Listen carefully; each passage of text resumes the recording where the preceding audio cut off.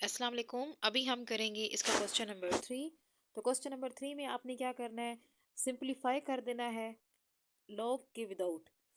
ठीक है, मतलब ये है कि आपने विदाउट लॉग जो है ना उन क्वेश्चंस को सिंपल करना है, उनको सॉल्व करना है, लेकिन उसमें आपने लॉग किसी किस्म का नहीं लगाना। अब हमारे सामने जो क्वेश्चन है ना वो इस फॉर्म में है, लॉग ये वैल्यू दी गई है, फिर लॉग की वैल्यू दी गई है, फिर लॉग की वैल्यू दी है, फिर लॉग की वैल्यू दी है। अब आपको ना यहाँ पे एक सिंपल मेथड पता है कि जहाँ पे प्लस आता है तो वहाँ पे मल्टीप्लाई हो जाता है, और जहाँ माइनस आता है वो नीचे डिवाइड हो जाता है। तो अभी हम सिंपल इसी तरह से इसी मेथड को यूज़ करते हुए करेंगे। तो हमने क्या करना है, ये जो लॉग है ना इसको हमने कॉमन ले लेना है। ये मैंने लॉग कॉमन ले लिया। उसके बाद जो प्लस वाली वैल्यू थी इनको उठा के ऊपर रख लिया है, जो माइनस वाली थी इनको उठा के डिवाइड में नीचे रख दिया। तो यही मेरा आंसर है। इस तरह से ये क्वेश्चन जो है ना ये इजीली सॉल्व हो जाएंगे। अब करते हैं क्वेश्चन नंबर 4। ठीक है, तो वो जितने भी क्वेश्चन है ना उस तरह के वो सारे के सारे आपने इसी मेथड से करने हैं, तो वो आपके हो जाएंगे। सिंपल आपने ऊपर नीचे इनको लिख देना है। उसके बाद अब उसने बताया है कि आप इनको सॉल्व करें विद लॉग, मतलब ये वैल्यू पूरी दी हुई है, इसको आपने लॉग लगा के सॉल्व करना है। तो जाहिर सी बात है, जब हम लॉग लगा के सॉल्व करेंगे तो इसको सॉल्व करने के लिए हम क्या करेंगे, जो हमारे पास ये पर मल्टीप्लाई में है ना इनको हम प्लस में लिख देंगे और लॉग लॉग सबके साथ लगाते जाएंगे।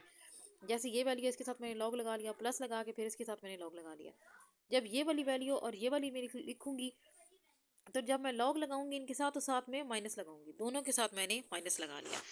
यहाँ तक मेरा ये जो क्वेश्चन है ना ये सॉल्व हो गया। जब मैंने इसके साथ प्लस माइनस लगा लिया, इधर प्लस आ गया, इधर माइनस आ गया, और ये भी वैल्यू प्लस की थी, इधर ही प्लस आ गया। तो इस तरह से मैंने इसको सेट कर लिया है। करने के बाद आप सबसे पहले क्या करें, लॉग निकालें इसका। फिर आप जैसे लॉग निकालेंगे तो ये आंसर आएगा, फिर आप लॉग इसका निकाल लें। लॉग निकालने का पता है ना, कैलकुलेटर के ऊपर मैंने आपको एक वीडियो भेजी थी। कैलकुलेटर के ऊपर लिखा होता है लॉग, आप लॉग को प्रेस करोगे, प्रेस करने के बाद जो वैल्यू है जैसे 25.36, ठीक है, इसको प्रेस करके इक्वल को प्रेस करोगे तो आपका आंसर जो है ना वो आपकी स्क्रीन के ऊपर होगा। इस तरह से आपने क्या करना है, इन सब के लॉग फाइंड करने हैं, फिर इसका लॉग फाइंड करेंगे, फिर इसका लॉग फाइंड करेंगे। अभी आपने साइन को मद्देनजर नहीं रखना, सिर्फ आप लॉग फाइंड करेंगे। जब लॉग की वैल्यू सबकी आ जाएगी तो आप क्या करेंगे, ये जो प्लस वाली है ना इन दोनों को आपस में प्लस कर दें। अब आपको पता है कि माइनस माइनस होता है प्लस, तो ये माइनस और ये माइनस ये भी दोनों क्या हो जाएंगे, आपस में प्लस हो जाएंगे। एक वैल्यू ये आ गई है, एक वैल्यू ये आ गई है। अब इन दोनों को मैं क्या करूंगी, इन दोनों को मैं जो है ना वो माइनस कर दूंगी, क्योंकि एक वैल्यू मेरे पास प्लस की है, दूसरी माइनस की है। तो जब मैं इसको माइनस करूंगी तो मेरे पास ये वाला आंसर आ जाएगा। अब आपने क्या करना है, लॉग है, अब दूसरी तरफ लॉग एक्स चल रहा है, वैल्यू में लॉग एक्स था ना, एक्स था और साथ में ये वैल्यूज थी सारी की सारी। जब हमने इन वैल्यूज के साथ लॉग लगाया तो फिर हमने एक्स के साथ भी लॉग लगाया था। तो ये लॉग एज इट चल रहा है। अब जब लॉग को हम एक जगह से दूसरी जगह पर शिफ्ट करते हैं, ठीक है, एक जगह से दूसरी जगह पे शिफ्ट करते हैं, यानी कि हमारे पास लॉग जो है ना वो इधर है, ठीक हो गया, और इधर फॉर एग्जांपल हमारे पास वैल्यू है 0.025, ठीक हो गया। अब मैं जब इस लॉग को इधर शिफ्ट करूंगी ना तो ये लॉग का इन्वर्स हो जाएगा, और जो लॉग का इन्वर्स होता है ना उसको हम कहते हैं एंटी लॉग। तो एंटी लॉग जो है ना वो हमारे पास यहाँ पे आ जाएगा। तो हमने क्या करना है, अब एंटी लॉग लेने का भी ना एक मेथड है।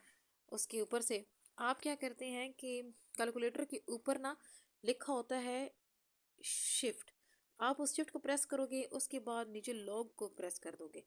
शिफ्ट और के बाद लॉग को प्रेस करोगे तो वो क्या बन जाएगा, वो एंटी लॉग बन जाएगा। जब वो एंटी लॉग बन जाएगा और एंटी जो है ना वो आपके कैलकुलेटर पे लिखा हुआ सामने आ जाएगा। उसके बाद आपने क्या करना है कि जो ये वैल्यू है ना इसको लिखना है। जैसे ही आप लिखेंगे तो आपके पास ना ये इस तरह से आंसर आ जाएगा। ये आपको पता है कि ये ज़ीरो जो है, इस ये वन जो है इसके ऊपर डैश क्यों है, इस वन के ऊपर डैश इस वजह से है कि यहाँ पे है ज़ीरो और ज़ीरो के साथ माइनस है, इस वजह से यहाँ पे जैसे आप एंटी लॉग इससे निकालेंगे ना ओवरऑल, तो ये आपके पास एंटी लॉग का आंसर आ जाएगा। तो 4 क्वेश्चन जो है ना उसके मतलब पार्ट्स हैं, ये 3 पार्ट्स थे आई थिंक। उसमें से फर्स्ट 2 पार्ट्स जो है ना बड़ी इजी हैं, उसमें जो वैल्यूज़ है ना वो कम है। जो थर्ड वाला पार्ट था ये थोड़ा डिफ़िकल्ट था, क्योंकि इसमें जो है ना वैल्यूज़ ज़्यादा थी, 2 प्लस की थी और 2 माइनस की थी, ये बड़ी 4 वैल्यूज़ थी। इस वजह से मैंने इस क्वेश्चन को सॉल्व कर दिया। जो बाकी रह गए हैं वो आपने सॉल्व करने, अगर हो गए तो ठीक, नहीं तो मैं करवा दूंगी। अच्छा, इसके बाद नेक्स्ट अभी हमने देखना है क्वेश्चन 5। तो क्वेश्चन 5 में आपने क्या करना है, प्रूव करना है, ठीक हो गया। तो प्रूव वाले आपने सिर्फ क्वेश्चन जो है ना वो 3 करने हैं, 1 2 और 2 और 3 बस। ठीक है। इसके बाद आपने क्वेश्चन नहीं करने, क्योंकि इसके बाद जो प्रूव करने वाले ना उसमें मतलब 5 की वैल्यूज़ दी गई हैं, फिर 3 की वैल्यूज़ दी गई हैं, फिर उनको डिवाइड में, मतलब इस तरह के क्वेश्चन पेपर में नहीं आते। तो हम अभी टाइम कम है, तो हम वो चीज़ ज़्यादा प्रेफर करेंगे जो पेपर्स में आती है बार बार। तो अभी हम इसको स्टार्ट करते हैं इस क्वेश्चन को। ठीक है, तो इस क्वेश्चन में जो है ना हम देख लेते हैं कि प्रूव करना है, आपके पास ये वैल्यू है, ये वैल्यू है, ये वैल्यू है। हम क्या करेंगे, सबसे पहले इनका जो लॉग है ना उसको अलग कर लेंगे। प्रूफ क्या करना है, ये है ना, तो साथ में देखेंगे यहाँ पे इक्वल लगा हुआ और उधर लिखा हुआ है जीरो। मतलब आपके पास लेफ्ट हैंड साइड जो है ना ये दी गई है, ये पूरी आपके पास लेफ्ट हैंड साइड है, और ये जो जीरो है ना ये आपके पास राइट हैंड साइड है। ठीक हो गया। राइट हैंड साइड बताती है कि आंसर जीरो आना चाहिए, और इधर लंबी चौड़ी उन्होंने वैल्यूज लिख दी हैं। अब हमने यही प्रूव करना है कि आंसर आया जीरो आता है या नहीं आता। तो इसी को चेक करेंगे। हम क्या करेंगे, यहाँ पे ना लॉग ले लेंगे कॉमन। लेने के बाद ये सारी वैल्यूज आप अंदर लगा देंगे।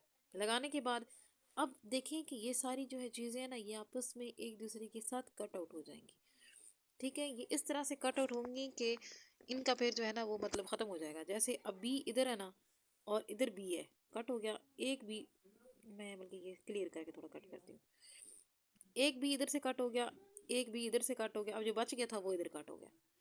सही है। अब यहाँ पे ये वाला सी इधर कट हो गया, और यहाँ पे जो है ना वो एक सी कट हो गया, और एक सी रह गया वो इसके साथ कट हो गया। अब ए एक इधर कट हो गया, और एक ए जो है ना वो इसके साथ कट हो गया। मतलब ये कि ये सारे एक दूसरे के साथ कट हो जाएंगे, और इसका आंसर रह जाएगा वन। ठीक हो गया, क्योंकि जब मल्टीप्लाई होता है ना, मल्टीप्लाई और डिवाइड इन दोनों में आंसर हमेशा वन आता है लास्ट आंसर। लेकिन प्लस और माइनस में जो आंसर आता है ना लास्ट वो जीरो होता है, वन नहीं होता। जब हमने ये सारा निकाल लिया ना तो अब हमारे पास वन आंसर आ गया है। जब वन आंसर आएगा तो इस वन को हमने लॉग निकाल लेना है। पीछे लॉग था ना, तो लॉग वन निकालेंगे तो लॉग वन भी हमारे पास जीरो आएगा। तो फिर हम कहेंगे कि जो राइट हैंड साइड है ना वो लेफ्ट हैंड साइड के दोनों के बराबर है, मतलब दोनों साइड्स बराबर है। इधर भी जीरो है, और अगर हम इस पूरे को भी सॉल्व कर लेना तो इसका भी आंसर जीरो ही आता है। तो जीरो और जीरो दोनों बराबर हैं, यानी लेफ्ट हैंड साइड और राइट हैंड साइड बराबर है। यही हमारा आंसर है।